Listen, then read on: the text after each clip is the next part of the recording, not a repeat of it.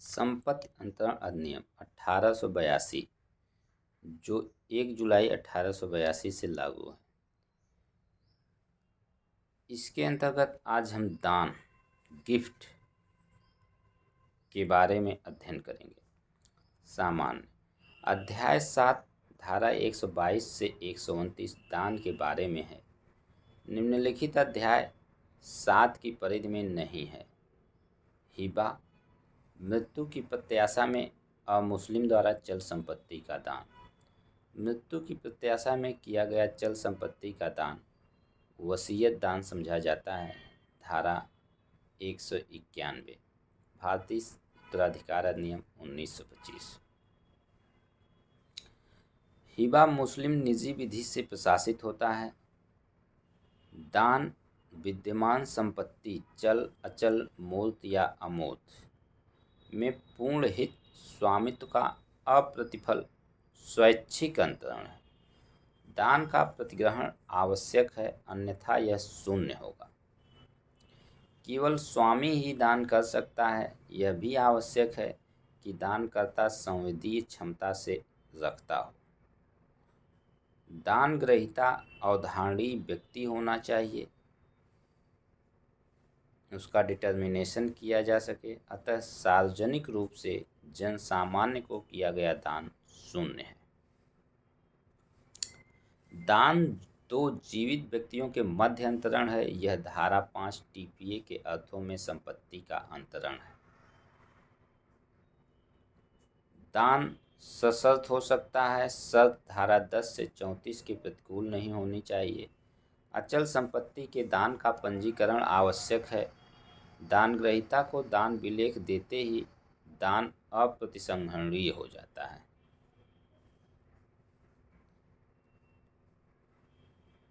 दान की परिभाषा तथा आवश्यक तत्व। धारा 122 दान किसी विद्यमान चल या अचल संपत्ति का स्वैच्छिक तथा अप्रतिफल अंतरण है।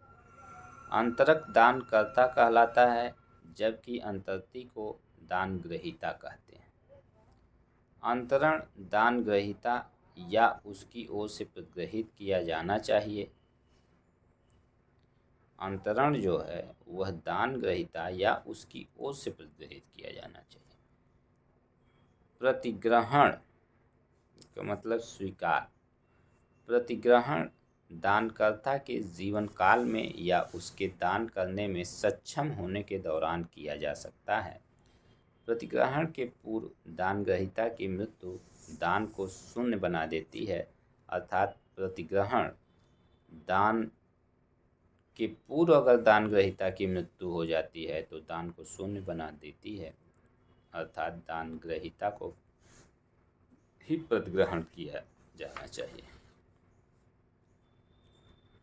धारा 122 के विश्लेषण से दान के निम्नलिखित आवश्यक तत्व स्पष्ट होते हैं। नंबर 1, दान की विषय वस्तु कोई विद्यमान संपत्ति। विद्यमान संपत्ति से तात्पर्य यहाँ चल अचल मूर्त या अमूर्त हो सकती है। दान में स्वामित्व यानी पूर्ण हित का अप्रतिफल यानी कि विदाउट कंसिडरेशन बिना किसी मूल्य के स्वैच्छिक अंतरण होता है। दानकर्ता को संवेदीय क्षमता से युक्त होना चाहिए, अर्थात वह संविदा करने के लिए सक्षम हो। जो संविदा की आवश्यक शर्तें हैं कि एक व्यक्ति वयस्क हो, दान करने के लिए वह दान करते समय स्वस्थ चित्त हो। तो जो संविदा के लिए आवश्यक शर्तें हैं वह दानकर्ता में होना चाहिए तथा उसे विषय वस्तु पर स्वामित्व भी प्राप्त होना चाहिए। तो वह ओनर भी होना चाहिए, विषय वस्तु का स्वामी होना चाहिए। और अगली शर्त है कि दान ग्रहीता द्वारा या उसकी ओर से विधि के अनुसार दान का प्रतिग्रहण होना चाहिए। दान हेतु विधि द्वारा नियत औपचारिकताओं की पूर्ति होनी चाहिए। ये है धारा 122 का विश्लेषण। विद्यमान संपत्ति में स्वामित्व पूर्ण हित का अप्रतिफल स्वैच्छिक अंतरण। दान में स्वामित्व यानी पूर्ण हित का अंतरण होता है। दान की विषय वस्तु केवल विद्यमान संपत्ति ही हो सकती है। चल अचल मूर्त या अमूर्त अंतरणीय संपत्ति दान योग्य है। भविष्यकालिक संपत्ति का दान शून्य है। विद्यमान तथा भविष्यकालिक संपत्तियों का संयुक्त दान भविष्य की संपत्ति की दृष्टि से शून्य होगा। दान स्वामित्व का अप्रतिफल अंतरण है। यहाँ प्रतिफल का वही अर्थ है जो संविदा अधिनियम की धारा 2D में दिया गया है। दान ग्रहीता की सेवाओं के बदले में संपत्ति का अंतरण दान हो सकता है। दान ग्रहीता द्वारा दानकर्ता के दायित्व अपने ऊपर ले लेने के एवज में किया गया अंतरण दान नहीं होगा। दान स्वैच्छिक होना चाहिए। पर्दानशीन महिला द्वारा किया गया दान में दान ग्रहीता को यह सिद्ध करना होगा कि पर्दानशीन महिला ने स्वतंत्र रूप से तथा संव्यवहार की प्रकृति व परिस्थितियों को पूर्ण रूप से समझते हुए दान विलेख का निष्पादन किया है। दानकर्ता को विषय वस्तु का स्वामी होना चाहिए। दान ग्रहीता के लिए यह आवश्यक नहीं है। अतः चित्तविकृति या आवश्यक जो चित्तविकृत व्यक्ति है या जो अवयस्क दान करता है, यानी अतः चित्तविकृत या अवयस्क दानकर्ता नहीं हो सकते, यद्यपि वे दान ग्रहीता हो सकते हैं। दान का प्रतिग्रहण आवश्यक है। दान ग्रहीता या उसकी ओर से प्रतिग्रहण किया जाना चाहिए। प्रतिग्रहण प्रत्यक्ष या विवेचित हो सकता है। मौन द्वारा भी प्रतिग्रहण हो सकता है।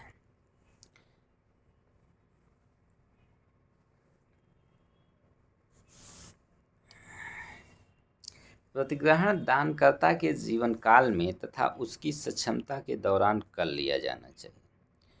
प्रतिग्रहण से पूर्व दान ग्रहीता की मृत्यु दान को शून्य बना देती है। ऐसा दान जो दानकर्ता के जीवन काल में प्रतिग्रहित कर लिया जाता है वैध होगा, भले ही दानकर्ता दान विलेख के पंजीकरण तथा अन्य औपचारिकताओं के पूर्ण होने से पहले ही दिवंगत हो गया। S Sumitra versus state 1993 Karnataka. दान ग्रहीता की ओर से उसका संरक्षक दान का प्रतिग्रहण कर सकता है। दान ग्रहीता संवेदीय सक्षमता अर्जित करने पर ऐसे दान को टाल सकता है। दान ग्रहीता अवयस्क, चित्तविकृत या विधिक व्यक्ति हो सकता है। यदि दान ग्रहीता एक विधिक व्यक्ति है तो दान का प्रतिग्रहण सक्षम प्राधिकारी द्वारा किया जा सकता है।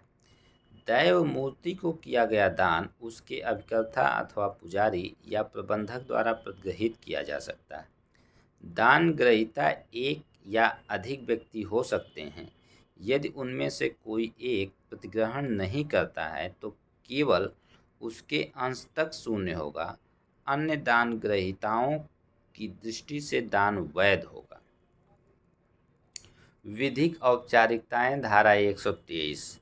धारा 123 अस्थावर संपत्ति या चल संपत्ति के दान हेतु विधिक औपचारिकताएं नियत करती हैं। अस्थावर संपत्ति का दान पंजीकृत विलेख से ही किया जा सकता है। इस पर दानकर्ता या उसकी ओर से हस्ताक्षर होना चाहिए। इसे न्यूनतम 2 साक्षियों द्वारा प्रमाणित होना चाहिए। चल संपत्ति का दान भी उपरोक्त प्रकार के पंजीकृत विलेख से किया जा सकता है। चल संपत्ति का दान प्रदान द्वारा भी किया जा सकता है। प्रदान उसी प्रकार होना चाहिए जैसे बेचे गए माल का किया जाता है। दान का निलंबन तथा प्रतिसंहरण धारा 126 रिवोकेशन सस्पेंशन। सामान्यतः दान प्रतिसंहरणीय नहीं होता है। दोनों पक्षों के मध्य यह सहमति हो सकती है कि किसी भी निर्दिष्ट घटना के घटित होने पर दान निलंबित या प्रतिसंहरित हो सकता है। यहाँ यह आवश्यक है कि ऐसी घटना का घटित होना दानकर्ता के हाथ में न हो। जिन परिस्थितियों में संविदा विखंडित की जा सकती है उन्हीं परिस्थितियों में दान भी विखंडित या संहरणीय हो सकता है। जिन परिस्थितियों में संविदा विखंडित की जाती सी है, मतलब उनकी जो शर्तें हैं विखंडन की, वही दान की भी हैं। दान का खंडन करना या प्रतिसंहरण करना है तो वही। प्रतिसंहरण के बाद दान ग्रहीता का हित समाप्त हो जाता है। यदि दान ग्रहीता प्रतिसंहरण से पूर्व ही किसी तृतीय व्यक्ति को विषय वस्तु अंतरित कर चुका है तथा अंतर्ती प्रतिसंहरण के अधिकार से अनभिज्ञ रहा हो तथा उसने प्रतिफल चुकाया हो, तब दानकर्ता ऐसे अंतर्ती के विरुद्ध प्रतिसंहरण नहीं कर सके। अपूर्ण दान कभी भी प्रतिसंहरित किया जा सकता है। प्रतिग्रहण से पूर्व दान अपूर्ण ही रहता है, अतः प्रतिग्रहण से पूर्व यह कभी भी वापस लिया जा सकता है। दुर्भर दान, ओनेरस गिफ्ट, धारा 127। धारा 127 लैटिन सूप की सेंसिट कॉमोडम डिबेट इट सेंटायर ओनेस पर आधारित है। One who accept the benefit of a transaction must accept burden of it. ये है धारा 127। अर्थात वह जो किसी संव्यवहार का लाभ स्वीकार करता है उसे उस संव्यवहार का दायित्व भी स्वीकार करना चाहिए। यह नियम चयन के नियम के समान है। अर्थात धारा 35 127 इस संबंध में दोनों बराबर है। जहाँ एक ही संव्यवहार में दो या अधिक वस्तुओं का दान किया गया हो तथा ऐसी वस्तुओं में एक पर कुछ भार हो तथा अन्य लाभदायी हो, वहाँ दान ग्रहीता उस संव्यवहार को पूर्णतः स्वीकार करेगा या पूर्णतः अस्वीकार करेगा। दान ग्रहीता दान की विषय वस्तु में से लाभदायक को चुनने तथा भारित को छोड़ने का अधिकार नहीं रखेगा। जहाँ दान दो या अधिक पृथक संव्यवहारों के रूप में हो, वहाँ दान ग्रहीता एक संव्यवहार को स्वीकार करने तथा दूसरे को अस्वीकार करने हेतु स्वतंत्र होगा। वह उस संव्यवहार को स्वीकार कर सकता है जो आवश्यक है तथा उसे अस्वीकार कर सकता है जो अलाभकर है। ऐसा दान ग्रहीता जो संविधि सक्षमता नहीं रखता, वह दुर्भर दान के प्रतिग्रहण से बाध्य नहीं होगा। वह अवयस्क होने पर ऐसे दान को अस्वीकार कर सकता है। यदि वयस्क होने पर तथा आभार का ज्ञान रखते हुए संपत्ति को अपने पास बनाए रखता है तो वह उस दान से आबद्ध होगा। सर्वस्व दान ग्रहीता, यूनिवर्सल डोनी, धारा 128। धारा 128 के उपबंध धारा 127 के अधीन है। Universal donee not recognized under English law. सर्वस्व दान ग्रहीता वह व्यक्ति है जिसे दानकर्ता ने अपनी समस्त संपत्तियां चल अचल दान कर दी।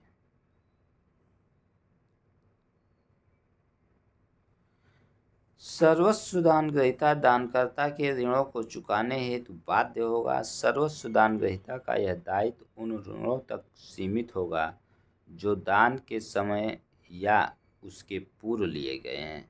सर्वस्व दान ग्रहीता उस ऋण के लिए दायी न होगा जो दान के बाद लिए गए हैं। दान ग्रहीता का दायित्व दान की विषय वस्तु के मूल्य से अधिक नहीं हो सकता है।